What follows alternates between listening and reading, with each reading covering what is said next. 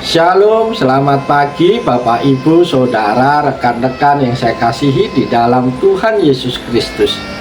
Dengan penuh sukacita kembali pada pagi hari ini saya menyapa, menjumpai Bapak Ibu Saudara semua melalui program Motivasi Pagi. Firman Tuhan pada pagi hari ini terambil di dalam surat Roma pasal 5 ayat yang ke-8. Terjemahan baru kedua berbunyi demikian. Namun Allah menunjukkan kasih-Nya kepada kita dalam hal ini. Ketika kita masih berdosa, Kristus telah mati untuk kita. Amin. Bapak Ibu Saudara terkasih, firman Tuhan pada pagi hari ini membahas tema kasih yang melampaui kelayakan.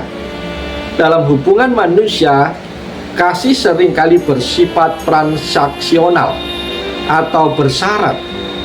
Kita cenderung mengasihi orang yang baik kepada kita atau orang yang layak untuk dikasihi.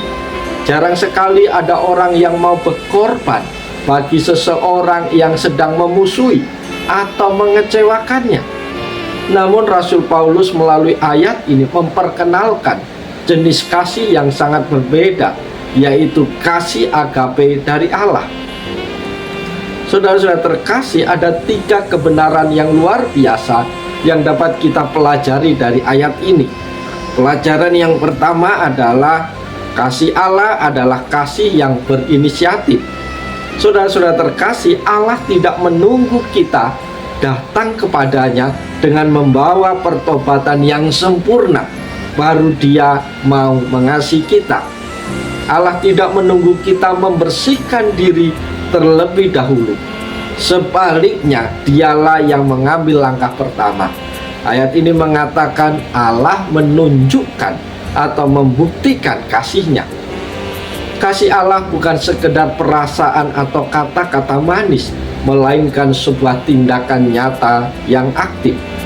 Pelajaran yang kedua adalah kasih Allah diberikan saat kita berada di titik terendah.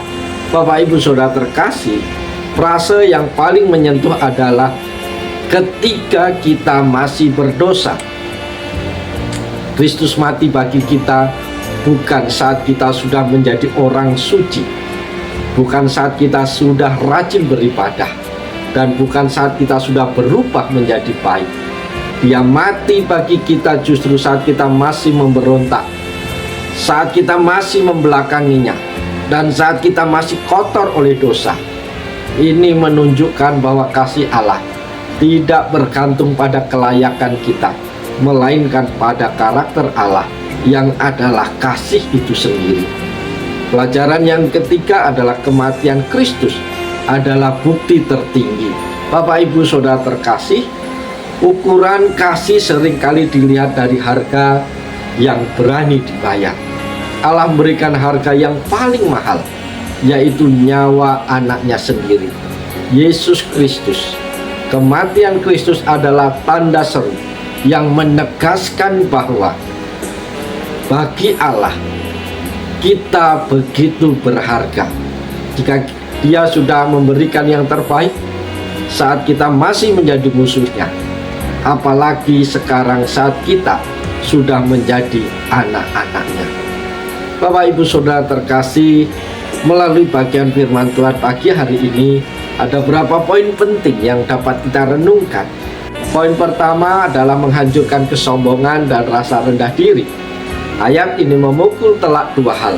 Kesombongan karena kita tidak bisa menyelamatkan diri sendiri, dan rasa rendah diri karena Allah menganggap kita layak mati baginya. Poin yang kedua, kepastian keamanan dalam Tuhan. Logika Paulus sederhana, jika Allah sudah berkorban saat kita masih menjadi musuh atau pendosa, Dia pasti tidak akan meninggalkan kita sekarang. Poin yang ketiga adalah teladan untuk mengasihi sesama. Jika Allah mengasihi kita saat kita tidak layak, kita pun dipanggil untuk melakukan hal yang sama kepada orang lain, yaitu mengasihi orang-orang yang menyakiti kita. Poin yang keempat adalah makna pengorbanan. Kasih adalah pengorbanan. Allah tidak hanya berkata, "Aku mengasihi kamu" dari surga. Dia turun dan mati. Bapak Ibu Saudara, Firman Tuhan pagi hari ini disebut sebagai jantung dari Injil. Ini adalah proklamasi yang meruntuhkan segala logika manusia tentang cinta dan kelayaan. Karena itu kasih Allah bukan hadiah bagi mereka yang menang dalam perjuangan moral, melainkan pertolongan darurat bagi mereka yang kalah dalam dosa.